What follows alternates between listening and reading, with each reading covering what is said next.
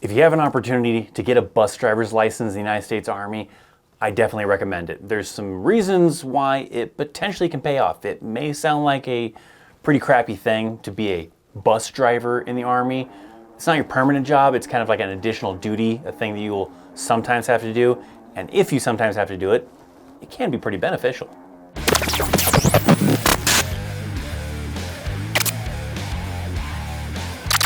What's up, my friends? Welcome to a brand new video. In this one, I want to give you some ideas as to how having a bus driver's license while in the Army can be very helpful. I was in that situation where I had one, and it definitely helped me out.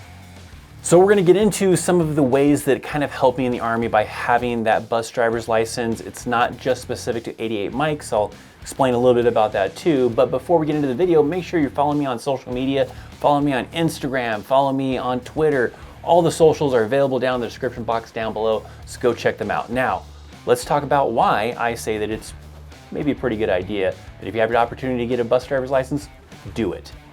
So let's go back to the whole 88 mic thing. Yes, it's pretty common that an 88 mic might get a bus driver's license, not guaranteed, but usually a little bit higher of a likelihood for an 88 mic, but not impossible and not unlikely for other MOSs to end up getting a bus driver's license.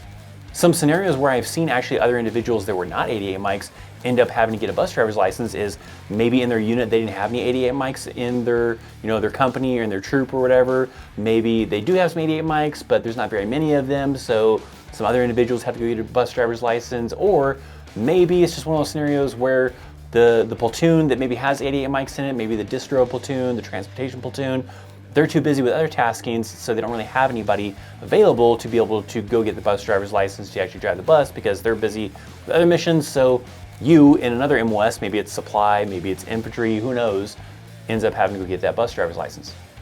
The bus driver's license is usually issued at the local TMP. This is an area on post that usually has like some civilian vehicles, they have buses, they have all sorts of other vehicles that usually you don't have in your motor pool. So if you need one of these types of vehicles, you have to go check it out from the TMP office that's located on base.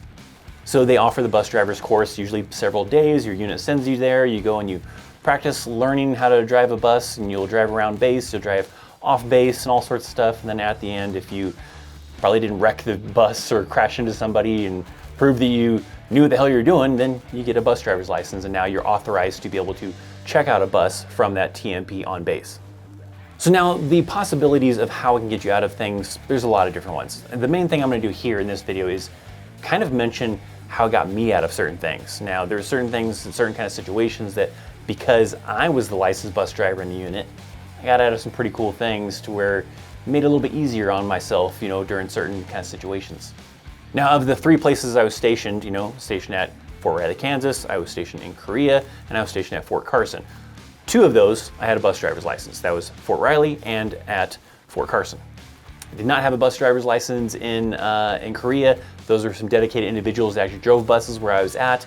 So only while I was in Kansas and while I was in Colorado did I have one. So let's talk about some scenarios in those kind of locations that really helped me out. So let's start off with my very first duty station, which was Fort Riley, Kansas, where I was with 113 Armor, which was a tank unit at the time. Currently, they're now 113 Cav, but when I was with them, they were tanks, so they had M1 Abrams, and we had to do tank gunnery. And specifically, we had a field problem where we were out at tank gunnery for, I believe it was a week maybe, while the tankers were doing gunnery, and we had to support it, and my platoon and other kind of sections had to support gunnery that was happening.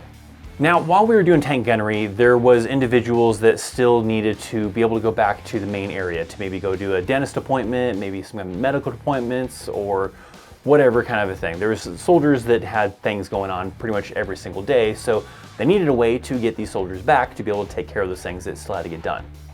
So I had the bus driver's license, so I was tasked during that week to be the bus driver. And what I got to do was basically in the morning, I think it was like maybe at 08 or something like that, 07, I would have the bus staged in a certain area at that MPRC area, which was the gunnery location.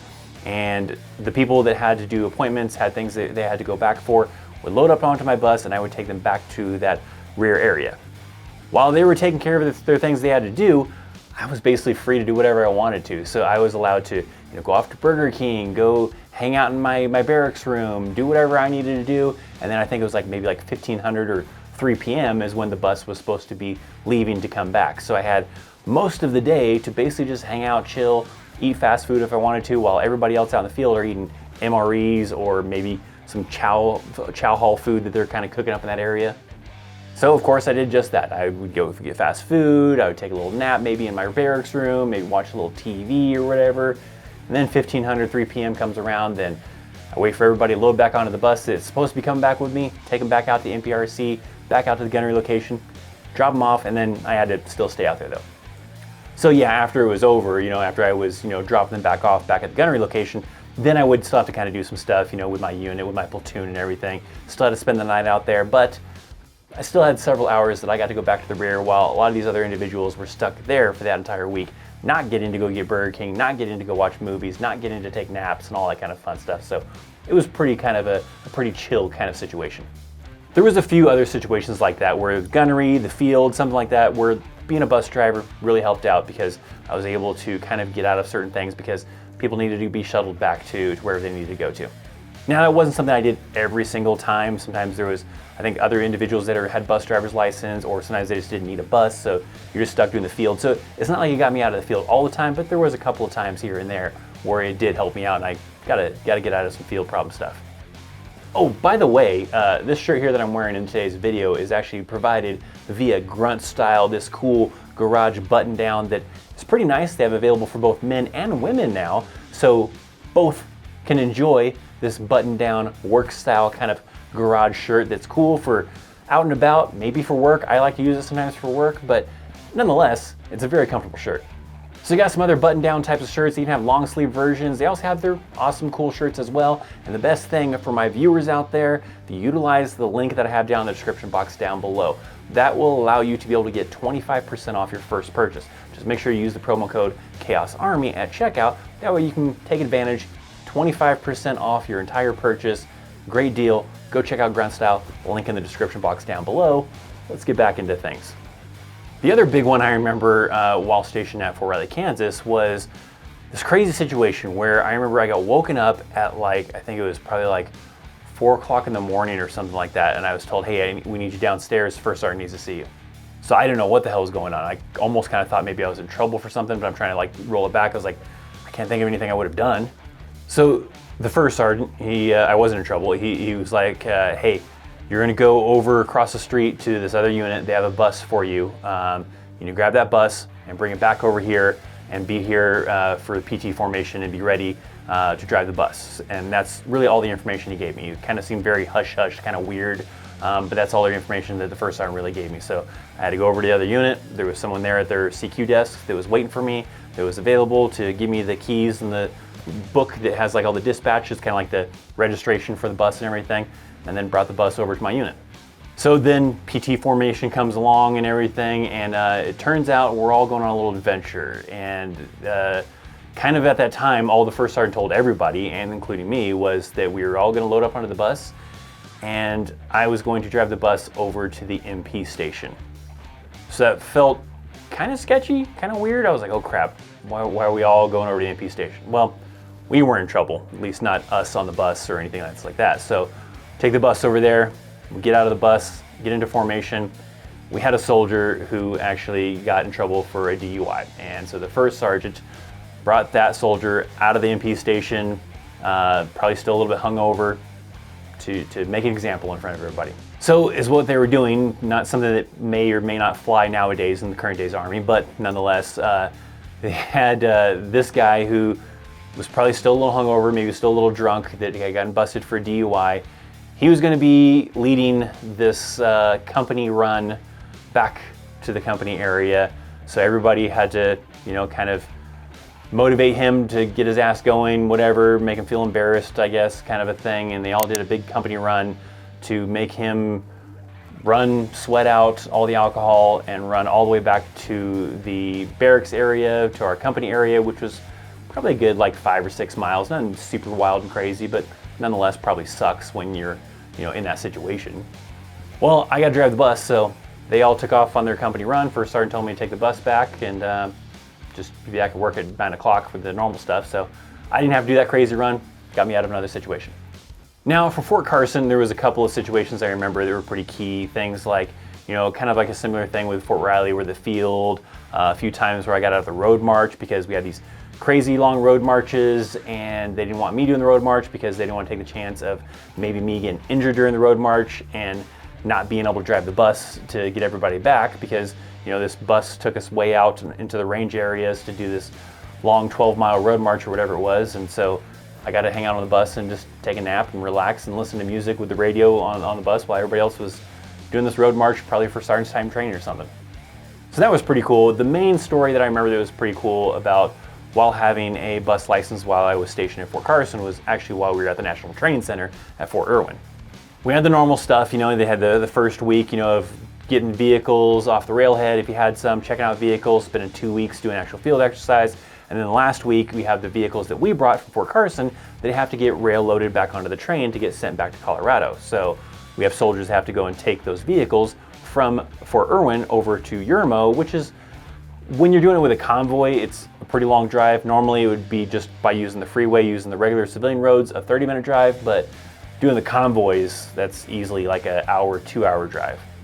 Mainly because you're just going so slow. You have several vehicles that are all from this whole entire unit that are convoying over to where they have to go. They have to take the tank trails. They're not taking very many of the civilian roads. So they're taking these other back road kind of areas. It's a long way around.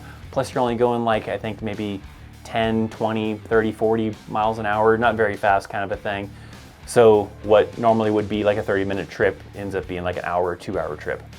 Now, lucky for me, I got to drive a bus for this situation. So they needed someone to drive a bus to pick these people up from Yermo. So these individuals were driving all this military equipment over, you know, through the tank trails over to Yermo, and then someone else at that location was going to be loading them onto the trains. So I took the people that were going to be loading them onto the trains via bus, dropped them off at the location, then I had to stay there and wait for the vehicle drivers to arrive at the location, drop off the vehicles so those other people could load them on, and then those drivers got back onto my bus and I would take them back for another trip. So for me, it was like, you know, a round trip kind of a thing, an hour thing, you know, 30 minutes there, 30 minutes back. But these buses weren't like your normal military buses, the Bluebird buses. These ones were actually pretty comfy buses that I was driving. This bus that I had for this was a really nice one with nice seats that actually had like a bathroom in the back of the bus. So it was more like your civilian like coaches, your civilian kind of charter buses. So it was a lot more comfortable.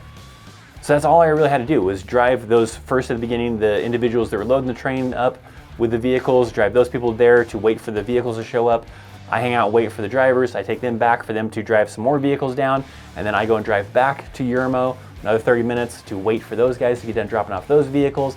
Then I think I had to hang around and wait for the people that were loading the vehicles onto the train to finish up. And then we brought everybody back all at once. So I spent a whole day doing a couple trips back and forth, but most of the time was really just hanging out in the bus, taking a nap, listening to music, doing whatever. So it was a pretty easy tasking. It was pretty simple, but there's a lot of situations like that. So if you get an opportunity, they need someone to be a bus driver, maybe volunteer. It doesn't always work out to be great. Sometimes it does suck, but I feel like the majority of the time was some kind of cool situation where it's really easy to just drive the bus, get out of something that you didn't want to do maybe in the first place. Unless that's something you really want to do, then maybe don't get a bus driver's license, but sometimes it was nice to break it up. It's not like I always got out of those things. I still had to do the field, I still did road marches, still had to do other kind of situations, but I didn't always have to do it. Sometimes there was a situation that called for a bus driver and I got to get out of some things here and there. So in the end, it was kind of nice, and I'd like to hear from you guys, maybe if there was any active duty individuals out there, maybe some veterans that have had an opportunity to get a bus driver's license. I want to hear some stories down in the comment section. Leave me some comments. What are some things that maybe would have sucked for you to have to participate in, but you got out of it because you got to be the bus driver for that scenario, so you got out of something. So I want to hear about your scenario that maybe was something you got out of because you had a bus driver's license. Now, before you go clicking off the video, I got another video that you need to check out. You got to check out this video right here. Make sure you're checking out to continue your viewing experience. Make sure you're hitting that subscribe button. Subscribe to the channel, hit the thumbs up. Check out the links down in the description box down below for social media, affiliate links for Grunt Style, all that stuff. Thanks for watching. I'm Christopher Cass. I'll see you next time. See ya.